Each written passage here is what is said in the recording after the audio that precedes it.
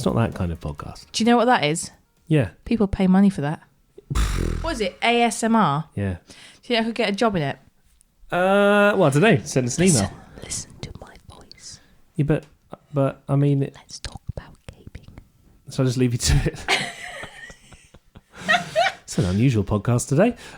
Hey, look, we've got lots to discuss. There's a few game reviews, but before that, there's some serious news has happened in the gaming world, and I want to run it past you to get your take. Go on. You always do this. Let's start with the Esports World Cup. Oh, Okay. yeah. It's been billed to be later this year in Saudi Arabia. Yes. And they've added, right, chess to the Esports World Cup. Love it. Do you know we've got a chessboard just at the back of our house? What, near the park? Near the park. Oh, yeah. They've put one in there permanently because so many people have taken up chess because of that, that film. Oh, the Queen's Gambit? Yeah. Well, interestingly, so that the World Cup esports team in Saudi Arabia were deciding whether chess should be added officially to the list of sports. Yeah. And there's criteria like how accessible is it, how popular is it, how suited is it to online streaming and gaming, are there enough characters in the world of online gaming to promote the sport? And the answer was yes. So they've added it to it, and not only that, the world number one chess player Magnus Carlsen, what a name, which is a great name, what isn't a it? name, although it technically should be pronounced Magnus Carlsen, but anyway, he has signed up to play in the Esports World Cup for Team Liquid, who are a huge gaming massive, team, yeah. and I think they've announced that they're paying him sort of in the millions. Wow, to take part what are in we it. doing? Well, and they've signed up the world number 2 as well. Oh, so there's room for us. Yeah. If they want the world number 50 million, You're we any can good be at there. chess? Mm, Did we once try to play that in Cornwall and then we just gave up? You get bored. That's the problem. After 5 minutes, you've had enough of chess. Yeah, but maybe I won't be bored of this if it's online. Yeah, I mean, it's got a special format and all the rest of it. But I think it's interesting that it's being considered as an esport and it's taking part in the World Cup, which has a huge backing and a lot of money behind it. Massively. But I do think that we are in an era now when we can have some new sports added to the list because, we need to diversify. You know? Yeah. And also, the Queen's Gambit was massive. It was. There was such an influx of people wanting to play chess and learn how to play chess. People will watch it online. People will watch it. There's another great story here. So it's great in a sense that it's interesting, but it's bad news for fans of Football Manager. Every year there's a new Football Manager. For sure. But this year, for the first time, the people who developed the game have cancelled Football Manager 2025. What? And they've said, no, the game is, this is the quote, too far away from the standards that you deserve. I like that. So they've decided it. to focus on the 2026 version of the game. Oh, I love that. I think honesty is the best policy. Not that many people would agree with me, but I think fair enough. If they think it's not up to scratch, then fair dues. But it's the first time so the first one was launched in 2004, and they've gone, do you know what? It's not good enough. Well, I think that's all right. Because what would you prefer? Them to release a really rubbish quality game? over quantity, for sure. I wish the Call of Duty would take a leaf out of their book and stop re-releasing the same game every year and actually give it a year off and come up with something new. Right. What's the reaction been from die-hard fans, though? Because a mixed bag, because they're expecting the new one and they've pre-ordered. Lots of people have pre-ordered it. Now you can get a refund. But if you've come to know and love a game that you're expecting to update every year, and then suddenly for the first time in 21 years it doesn't update, you'd be a little bit entitled to kind of go, okay, this is not... I kind of get it because, I mean, how long have I been waiting for Little Nightmares? Yeah, it's been pushed back, hasn't it? Come on. Little Nightmares 3. Yes. But would you rather the quality? No, I would rather wait and there you get go. a top quality game. So you've answered your own question. Yeah. Final story, and this I don't know why this caused such outrage. The PlayStation Network switched off for 24 hours, basically. And there was uproar. Yeah. People saying, well, hang on a second, I pay, it is a lot of money for the PlayStation online access. Yeah. And I couldn't play Call of Duty on a key weekend where there was double experience points available. And it did cause people to not be able to access some of their online favourite games like Marvel Rivals. It's a long time as well, 24 hours. Fortnite, Call of Duty, Grand Theft Auto Online. So there was problems. Now, PlayStation have said, okay, we're sorry, you can have 5 additional days of service free play tacked on to the end of your year-long subscription. So you get 5 days for the one that you lost. Yeah. Is that fair compensation? Yeah, possibly. I think so. It seems reasonable to me, but it's like when TikTok goes offline. right. It's like it's the world we live in now, isn't it? so dependent on like streaming and online. I don't know. It might have done the kids some good, to be honest. Get out and do something else for 24 hours. And also, you get 5 days free out of it. So if you're from Yorkshire, you'll be like, yes. I'm quids in. Made money on that transaction. Move that date back in the calendar. Let's hope the double XP weekend of Call of Duty gets revived. But you know what happens, though? They'll do it the next week, won't they? Yeah, I mean, have they said why it was off? No, that's the only thing that's hours? interesting. They haven't announced what caused the problem. Right. I mean, they could have just said technical difficulties. No, I think that is what they said, but that's that's not that's like, why didn't you turn up for work? Technical difficulties. What you mean is you were hungover. But we don't know yet. But if we do find out, we'll let you know.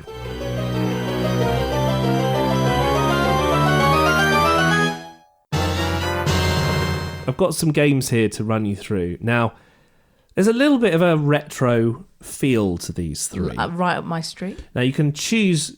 You have the choice is yours. Star Wars Jedi Power Battles Remake Episode 1, Tomb Raider Remastered 4 to 6, yeah. or Warhammer 40,000 Dark Side. It's Tomb Raider. Okay. So Tomb Raider, you played the remastered versions of Tomb Raider 1, 2 and 3. Yeah. What was your verdict on that? Love it. Yeah. I think it's great. I mean, as in I love it, as in like nostalgia. It brought back nostalgia. I wouldn't say much was different, but it was... Just graphically, I guess. Yeah, I think... Yeah, it was okay. It was good. One of the issues that we mentioned with the first 3 remasters was that the controls were... highly difficult. Difficult to get to grips with in the modern day. Very. You're used to things being easy and to... You had to like... control Lara Croft. Loads of different buttons just to like do a hop, skip and a jump. Yeah. Well, so the games 4, 5 and 6 are called The Last Revelation, Chronicles and The Angel of Darkness. That's a very long title. So I played a lot of 4 and the tutorial was so patronising. It was ridiculous. It was like, you will walk up to the edge and press R1. Yeah, but it's always been like that. That's Tomb Raider style. So, fine. So I got through the tutorial, but it was still extremely painful to control Lara Croft. Yeah. It was like, people call it the tank controls, which means that it feels like you're driving a tank. Like you move that lever and she has a few steps forward, you press this button and she would sort of look to the right. It was painful to control. It makes me wonder why they make it so difficult. Well, it's the original controls, but should that have been updated? For sure. One of the controversial points is that they made Lara Croft's waist bigger with the graphical upgrade. They've done that with a lot of female more realistic characters. Yeah. Which I think if you're going to update the graphics, you've got to update it to the modern day and age. Yeah, more realistic. And if you'd have left it like it was, it would have super looked skinny, absolutely right? ridiculous. Super skinny. She's a triangle shape. It looks stupid. That's my shape, right? Yeah, you're my triangle. I think if you like the first 3 remastered, then this is for you. I noticed that by game 6 of the 6 that have been remastered overall, when you press the button which switches between the old graphics and the new graphics, there wasn't really much difference actually. So by the time you've got up to the Angel of Darkness, they look really similar. You're kind of not really getting much of a graphical upgrade, and that's interesting to me. £25. They're available on all consoles, including the Switch and the PC, so it's out there. It's only 25 quid, so if you love the original games and you can hack the original controls, yeah, fair enough. But if you find it not modern enough, like me, I think it's one to not necessarily go for. Stop kidding around. Snake. Okay, let's talk Star Wars. Oh, I was. This is the most disappointed I've ever been for a remake. No. I've been looking online to see if they were ever going to remake this game. Yeah. Jedi Power Battles Episode 1. Yeah. As a kid, I played this in co-op on the PlayStation 1 at other people's houses, and I eventually got a copy myself, and it was so cool, and you could play as Mace Windu and all the Star Wars characters, and you could deflect the shots from the blasters, and it was so cool. You felt like a real Jedi, and it was a really fun game to play. Now, they've remade it with slightly better graphics, okay, but there's a control problem where essentially if you press the button to slash and you're running, it doesn't work. It takes 2 presses. So then everything is not responsive and you're a step behind all the bad guys, and it just doesn't work as a remaster. And it was so disappointing because this was the game that I was like, I'm going to replay the whole thing and I'm going to make sure I 100% it. And tell me at least it looks good. it looks good. But, if you don't That's mind... where the money's gone then. Yeah, but if you don't mind this sort of slight control issue... It seems like a lot of games these days, they just can't seem to get the controls right. And I Yeah. don't know why. It's such a simple thing to correct. Kids will enjoy it. And, if you want them to get into Star Wars at a young age and you want them to have a very light-hearted game, it's a little bit difficult, but you could play it with them. It might be fun, but just for me, I was very disappointed. But it's £17. What would you give it out of 10? Well, 0, because they haven't done the controls right. Sorry. Wow. It's available on all consoles, though, including the Switch and PC, and it's out now.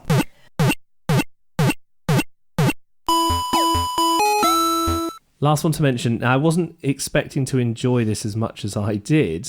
Maybe I was inspired by the recent release of Space Marine 2 from the Warhammer 40,000 universe. This is Warhammer 40,000 Dark Tide, which just came out on PlayStation recently, and I've managed to spend quite a lot of time with it. Okay, what did you think? Yeah, it's really good. Oh. It's a little bit like... I didn't think this was up your street. Well, I do like Warhammer, though. I like the universe, and I like Left 4 Dead and Back 4 Blood, like the zombie games. And this is kind of like that. You're a big, powerful character, Space Marine eventually, and you're fighting against... It's like, they're not zombies, but they're like heretics, They might as well be called zombies because they go rah and run at you. And the way that you defeat them is you shoot them with your big fat guns, or you hit them with a spade, weirdly, at the beginning, as your kind of melee weapon. The way they've designed the game, you've got a class, so you're like a psychic or a heavy lumbering character, and you've got a really good backstory, and you can decide what planet you were born on and all this stuff. A little bit overwhelming, actually, for me, not knowing loads about the game, but there's so much customization. It's all really cool, and I could really see myself getting into it because it's 4-player online co-op. So if you've got like a squad of buddies, I like that. You can all take on the hordes of bad guys. Yeah. It's really cool. The one thing I would say about it is that sometimes you get a big boss. You get like lots of sort of relatively big bosses as you go through, and they're sort of like human-sized characters, and they just absolutely sponge the bullets. Like it takes a lot to kill them. There's sort of zombie games when you shoot, and then you think, and you're like, hello, are you dying yet? I had a lot of moments like that where I thought, surely by now, once you've taken... And it takes the fun out of it a little bit, doesn't it? So that's an improvement they could have made. Done, next, right. on to the next one. Always with zombies. Apart from that, though, it was really fun, and it's on Xbox, PlayStation, PC, and it's about it's £33-ish. Okay, which not is too bad, pretty good not too value. bad. And if you know some people who are playing it, I'd say you could do worse than spend a bit of time in the fun universe that is Warhammer 40,000 Dark Tide. What would you give it out of 10? Yeah, like an 8. It's good. Oh, I liked it.